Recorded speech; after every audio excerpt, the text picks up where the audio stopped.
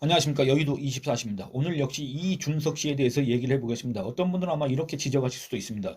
아니 그 별 영향가 없는 이준석의 얘기는 뭘 그렇게 매일 하고 앉아있느냐 이렇게 지적하실 수도 있습니다만 아니 그렇습니다. 이 이준석이란 사람 이준석이라는 사람이 대체 뭐길래 각 방송 언론 매체에서 이준석이 말을 못 써가지고 그렇게 안달이며 매일매일 여러 매체에 출연해가지고 근거도 없는 주장을 뇌내망상 오피셜 아니 뇌피셜 이준석만의 뇌내망상 약속 대련이 있지 않습니까? 대표적인 게. 아무 근거가 없지 않습니까? 그런 것들을 이렇게 쏟아내고 그걸 갖다가 언론 매체들이 그대로 여과 없이 가감 없이 받아들여서 이준석이 마치 뭔가 대단한 얘기를 한 것 마냥 그렇게 써주고 있지 않습니까? 그런 상황에서 이준석이가 주장하는 게 마치 100% 맞는 것처럼 오해될 수가 있기 때문에 이준석이 얘기를 안 할 수가 없습니다. 왜? 이준석이가 근거 없는 주장을 자꾸 하기 때문에 그렇습니다. 이준석이가 오늘 뭐라 그랬냐? 25일 날 이 윤석열 대통령의 부인 김건희 여사의 소위 명품백 수수 의혹과 관련해서 윤석열 대통령이 그 해당 의혹과 관련해서 직접 입장을 설명하겠다. 이런 방안을 검토하고 있다는 기사가 어제부터 나왔지 않습니까? 이거에 대해서 이준석 씨가 뭐라 했냐면 국민들 생각에서 봤을 때는 이건 수사의 대상인데 왜 사과로 끝내지? 뭐 이렇게 얘기를 했습니다. 이건 뭔 말입니까? 김건희 여사는 수사 대상이다. 사과해서 될 문제가 아니다, 저거. 이런 얘기 누가 했습니까? 박용진이라고 더불어민주당의 강북 저기 지역구 박용진이 그런 얘기를 했고 그 이전에 이 해당 몰카 공작을 한 서울의 소리 최 목사하고 같이 한 서울의 소리 있지 않습니까?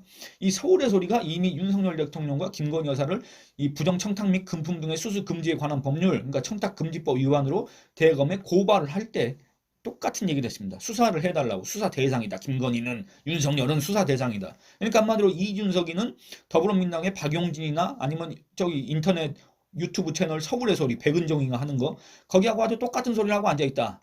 이게 지금 국민의힘의 대표였던 자가 지금 이러고 있다 그겁니다. 근데 국민의힘의 대표 뭐 그게 이준석의 정체성과 부합하는지 안 부합하는지 모르겠지만 이준석이라는 사람이 국회의원을 세 번이나 하겠다고 했지 않습니까? 다 떨어졌지만 그리고 지금도 뭔가 한 자리 해보겠다고 원외 군소정당을 만들어 가지고 어떻게 방송에 기웃기웃거리면서 그렇게 하고 다니지 않습니까?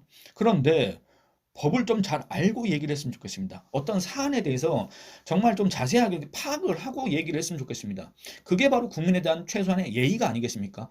그런 것도 갖추지 못했으면서 어디 가서 자기가 마치 만물 박사인 척 그렇게 얘기하고 나면 그거 솔직히 너무 국민에 대한 예의가 없는 거 아닌가. 이런 비판을 자초할 수가 있습니다. 그 얘기를 계속 이어서 해보겠습니다. 서울의 소리가 아까 말씀드린 것처럼 윤석열 대통령 부부를 갖다가 청탁금지법 위반 등으로 고발을 했습니다.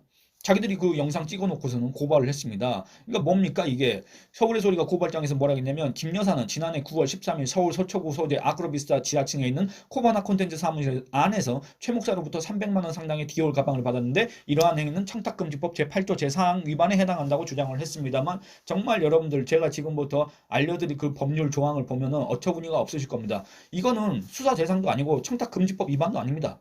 아무것도 아닙니다.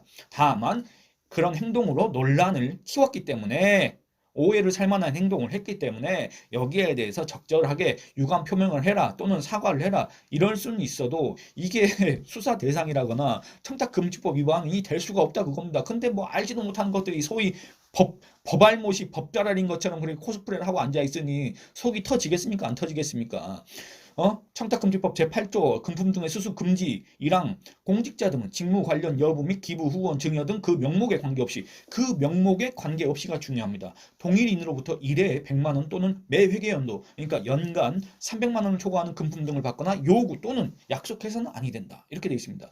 근데 여러분들 김건희 여사는 공직자입니까? 그렇지 않습니다. 해당 사항은 없습니다. 8조 2항 공직자 등은 직무와 관련하여 대가성 여부를 불문하고 아까 위에는 뭐 직무 관련 이런 거 그것과 무관하게 1회에 100만 원, 연간 300만 원을 초과할 경우에는 안 된다.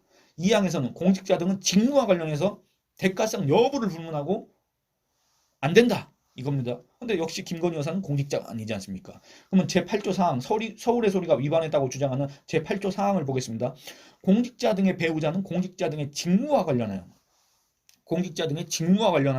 제1항 또는 제2항에 따라 공직자 등이 받는 것이 금지되는 금품 등을 받거나 요구하거나 제공받기로 약속해서는 아니 된다. 이겁니다. 근데 이걸 위반했다는 겁니다. 근데 여러분 한번 보시기 바랍니다. 김건희 여사가 자기의 남편인 배우자인 공직자 대통령의 직무와 관련해서 그 최 목사라는 사람으로부터 디올백을 받았습니까? 아니지 않습니까? 그러니까 이 8조 사항에 해당되지가 않습니다. 애초에 얘기가 안 된다는 겁니다. 애초에 청탁금지법이 성립되지 않습니다. 그리고 이 소위 김영란법으로 불리는 이 청탁금지법, 이게 공직자의 배우자 등에게 이렇게 과도하게 제재를 할까봐 그런 가능성을 차단하기 위해서 어떻게 법 적용을 하냐면 이렇습니다. 금지 대상을 한정하는 그런 게 있습니다. 이를테면 뭐냐면 공직자 등의 배우자, 자신의 직장이나 사적인 모임 등에서 공직자 등의 직무와 무관한 금품 등을 받는 것은 금지되지 않습니다. 그러니까 뭐냐면 아까 서울의 소리가 자기들이 주장했던 그 고발장에서 뭐라 했습니까? 김 여사는 지난해 9월 13일 자신의 사무실인 코바나 콘텐츠 사무실 안에서 이랬지 않습니까? 코바나 콘텐츠가 어딥니까? 바로 김건희 여사의 직장 아닙니까? 그리고 김건희 여사가 최 목사를 왜 만났습니까? 최 목사가 무슨 김건희 여사의 선친을 운운해 가면서 접근을 했지 않습니까? 그러면 이거는 어떤 공적 관계입니까? 사적 관계 아닙니까? 한마디로 김건희 여사와 최 목사의 그 만남은 사적인 모임입니다. 그러니까 김건희 여사의 직장에서 사적인 모임을 하면서 직무와 무관한 금품을 받은 거 아니겠습니까? 선물을 받은 거 아니겠습니까? 그거는 청탁금지법하고는 아무 상관이 없다 그겁니다.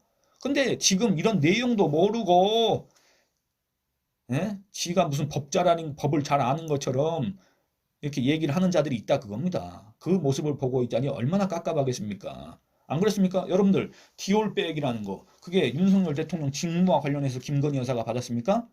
예? 대통령 직무가 아무리 광범위하다고 하더라도 이렇게 추상적으로 적용할 수가 없지 않습니까? 법률이라는 게 대통령은 정부의 수반으로서 중앙행정기관의 장을 지휘 감독하고 정부의 중요 정책을 수립 추진하는 그런 사람인데 그러면은 김건희 여사가 이것과 관련해 가지고 최 목사로부터 그런 청탁을 받으면서 디올백을 받았습니까? 최 목사는 자칭 목사인가 뭔지 모르겠는데 어쨌든 그 최모라는 사람은 청탁을 하면서 그걸 줬습니까? 아니면 주고 나서 청탁을 했습니까? 다 영상에 있을 텐데 청탁이 있으면 밝혀야 되지 않습니까? 그래야 성립된다 그겁니다. 그것도 수사 대상이 아니라 청탁금지법 위반이 성립될 뿐 수사 대상은 될 수가 없다. 그 이유는 제가 다시 말씀드리겠습니다. 왜냐? 여러분들 청탁금지법 위반과 이 뇌물과는 전혀 차원이 다른 겁니다. 그걸 아셔야 됩니다. 뇌물이라고 한다면 이 공직자가 어떤 대가성, 내가 이 청탁을 들어주고 어떤 대가로서 어떤 금품을 수수한다. 그럼 그건 뇌물이 될 텐데 청탁금지법에서는 단순하게 그 직무 대가성과 불문하고 공직자 등이 이렇게 받으면 안 된다는 그걸 규정하고 있는 법률 아닙니까? 그러니까 이게 뭐냐면 수사 대상이 아닙니다. 청탁금지법 위반은. 청탁금지법을 위반했을 때는 그 밑에 이제 징계 사항이 나와 있는데 최악의 상황일 때 2천만 원 이하의 과태료를 부과할 수가 있습니다. 2천만 원 이하의 과태료. 과태료는 뭡니까? 행정처분입니다. 우리가 뭐 예를 들어서 어디 불법 주차하면 과태료가 나오지 않습니까? 우리가 그거 했다고 해서 우리가 수사를 받습니까? 그거 아니지 않습니까? 행정처분입니다. 구청에서 딱지 떼는 거, 그 행정처분입니다. 그거하고 똑같은 과태료입니다. 이건 수사 대상이 아닙니다. 정말 사람들이 이런 것도 구분도 못하고, 예? 국회에 들어가고자 하는 사람들이 이런 것도 구분을 못하고 지금 국민 앞에서 버젓이 수사 대상 운운하고 앉아 있으니, 그 수준이 대체 어떻단 얘기입니까? 이런 진짜 회의가 듭니다. 이런 자에 대해서 얘기를 하고 있어야 되는지 회의가 든다 그겁니다.